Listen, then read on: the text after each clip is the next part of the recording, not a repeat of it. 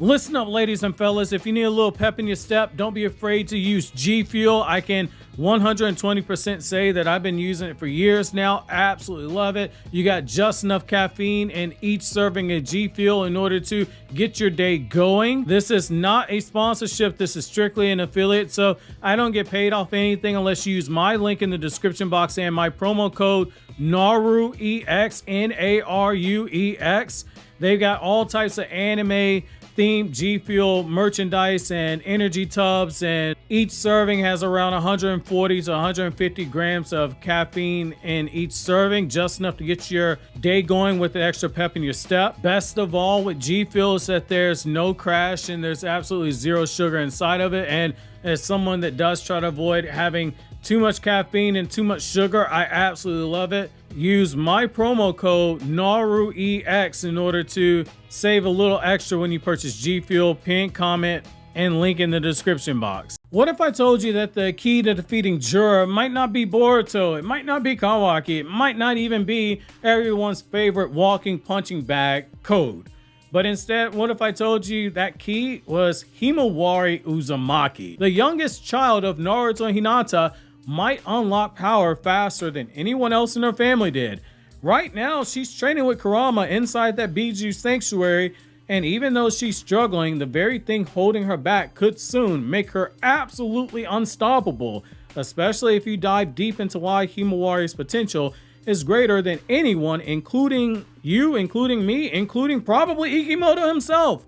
Greater than anyone's ever realized. She could end up surpassing Naruto in absolute record time, which the people stuck in Naruto Shippuden are going to be punching the air. Join me in today's newest Naruto Explained video where your OBC, your original Boruto chief, goes into great detail about why Himawari's potential being reached, it isn't just a pipe dream, it's an inevitable moment and likely one of the best payoffs that we're going to have into Blue Vortex story when it does happen, because Himawari's journey from potential girl and all hype girl to 100% badass is going to make for a very entertaining turn of events and show what happens when you truly mix the right bloodlines together and you throw a Biju inside of that child simultaneously. Also, if you haven't seen the chapter review yet, that video will be linked in the description box for anyone who's not seen it yet, and in the end credits for your convenience, alongside the new video for my Everything One Piece Explained channel, where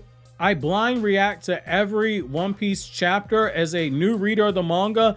And because I'm almost caught up, I have explained videos for things involving One Piece, though we only got one editor on that channel, so those explained videos do come out at a shorter time, but there's a few videos up on the channel that cover that for your fancy. Now, let's start with Himawari's early struggles with Kurama. So Himawari right now, she's facing a very steep learning curve. And it shouldn't come as a surprise. We saw that this was going to happen when that Jura fight took place. Kurama is pushing her to treat chakra as an extension of her body, something that requires absolute control. Right now, even the most basic moves, they're out of reach for her because she is not fully mastered and fine-tuned chakra manipulation in terms of chakra control. She's still doing it like a shinobi, and she can't do it like a shinobi.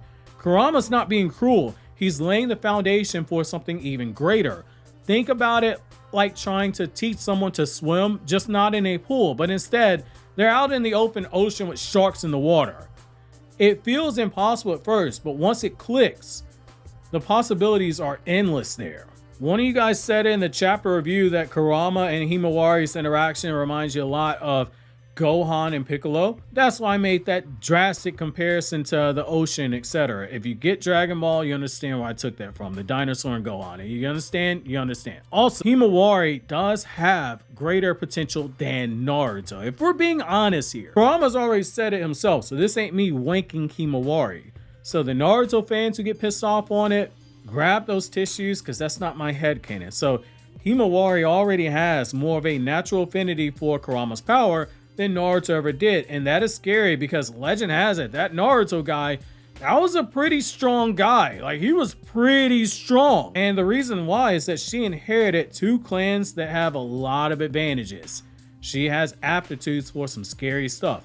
The Uzumaki clan, they have an incredible life force. They have a massive chakra reserve. They have a natural resilience. They, as distant relatives of the Senju clan, have a very strong affinity for yang chakra. Then when you get to the Hyuga clan, they have the Byakugan. They have a very strong aptitude for chakra control. Himawari has both aspects, yin and yang chakra. All shinobi have yin and yang, but she has an aptitude for using both, which that is crazy. Naruto had stamina and raw power, but his chakra control, it was terrible for a large part of the series. Naruto had to climb uphill for almost 2 decades before he got perfect chakra control. Let me restate that, for almost 2 decades. From the time he was born to 16, Naruto had a lot of work to be desired for chakra control. Himawari, in contrast, she starts with both the pull and the precision. It's like giving someone not just a full tank of gas, but also a high performance engine that knows and they know exactly how to use it. That dual heritage makes her the perfect vessel for Kurama's power. Her growth curve, by extension, it's going to be something that is faster than what you saw with Naruto. Naruto's relationship with Kurama, it was defined by conflict. If we had to choose one word to describe the majority of the time they spent together, it was conflict. Whether with himself or it was external conflict. Kurama resisted him. He insulted him. Even tried to take his body at more than one instance. Had Minato not repaired that seal, things would have been bye-bye for Naruto. However, Himawari, she doesn't face this. Kurama's not hostile. He's like a house pet to her. But he isn't holding back. He's guiding her like a mentor. That changes everything when you think about it. Instead of spending years fighting against Kurama's will, she's learning in there with him and being treated like a partner. Kurama sees the potential in her and he is trying to bring it out of her. Imagine the difference between trying to climb a mountain with someone who is continuously pushing you down versus somebody who is pulling you up to make it easier to climb the mountain itself. That growth curve, that's the difference between Naruto and Himawari, and that's going to make all the difference in the world. That's why her training right now really matters. This isn't just about personal growth, it's about survival.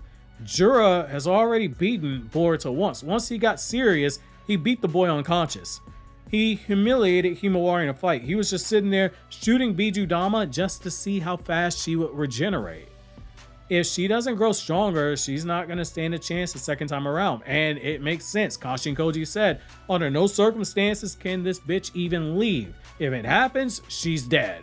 Which Himawari fans go, oh my god, he used the B word for Himawari. It's a joke. Get over it. So this is the next thing you have to look at. Pressure creates diamonds. Knowing that Himawari has to rise to the level of fighting Jura, it gives her a sense of urgency, a greater sense of urgency than what Naruto ever had. Why? Because Himawari is facing a stronger enemy than Naruto ever had to face in the 72 volumes of Naruto's manga. And as we see what battles shown in, when you have a stated wall that you have to climb that is that high, characters usually reach it. You don't hint about somebody's potential and they don't reach it. It's very rare. Unless we believe that Himawari is going to pull a Neji, Himawari is going to reach that potential. Naruto had time to grow into the hero of Konoha. Himawari doesn't really have that luxury. Her growth's got to be rapid or she's going to risk losing everything because Jura's not going anywhere. Jura's also unpredictable. Unless you pull up with books for him to read or you sit at a table and you have a debate with him about the concepts of love, Jura's going to do what Jura's going to do. Then when you get into the Shinto and Buddhist parallels, it gets even bigger here. So in Shinto, there's a belief that divine spirits known as kami, they can inhabit nature, objects, even people. Just as Kurama, a beast of chakra, resides within Himawari during her training. The harmony between human and spirit, it is sacred. Himawari's ability to cooperate Kurama, it reflects this balance when you think about it from that perspective.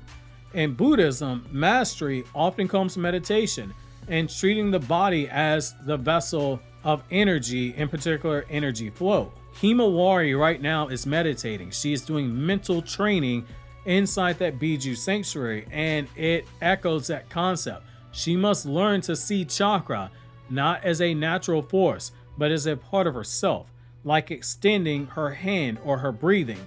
Naruto's journey was about taming Kurama. Himawari's journey could be about becoming one with him, embodying the Buddhist ideal of self and power, uniting without conflict itself, because Naruto forcibly took Kurama's chakra. He bent him to his will, and Kurama eventually said, "Hey fam, I'm gonna cooperate with you because you won me over." But it started with Naruto trying to force that change. They had the Biju tug of war. There is no Biju tug of war here. This is starting strictly from a place of cooperation with these two characters. And that makes her bloodline fusion that much more dangerous. I want you to just imagine for a second how truly broken Himawari is going to be. Combine Himawari with the Byakugan, the Hyuga clan's precision, the ability to use the gentle fist, the rotation, target the Tenketsu chakra nodes inside of somebody with the Uzumaki clan stamina, and amplified by all of Kurama's chakra. We could be seeing a baby Kaguya, a stronger Kaguya, but I say baby because Himawari's literally a baby compared to Kaguya. Think about Biju Amp gentle fist technique. That could devastate an enemy both at a physical and a spiritual level. The Byakugan allows her to see the chakra networks, while Kurama provides overwhelming force to flood or disrupt them, because that type of chakra flow, the Hyuga are taught to release chakra through their fingertips. Himawari could be very, very dangerous.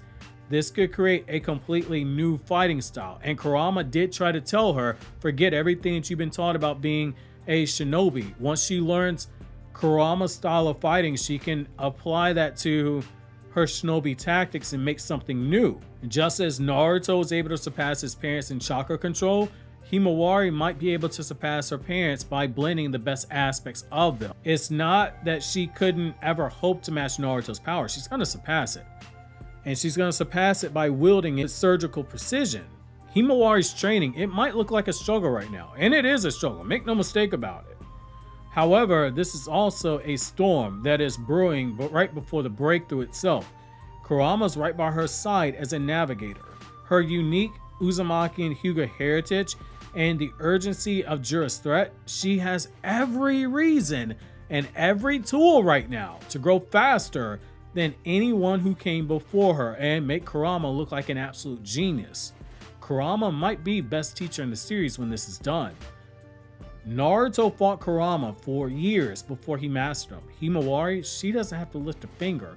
Her and Kurama basically are having tea in that Biju sanctuary when Kurama's not smacking her around with his tail. The next time that Jura appears, he might find that that little girl he crushed very easily might be one of the ones that is destined to stand up against him.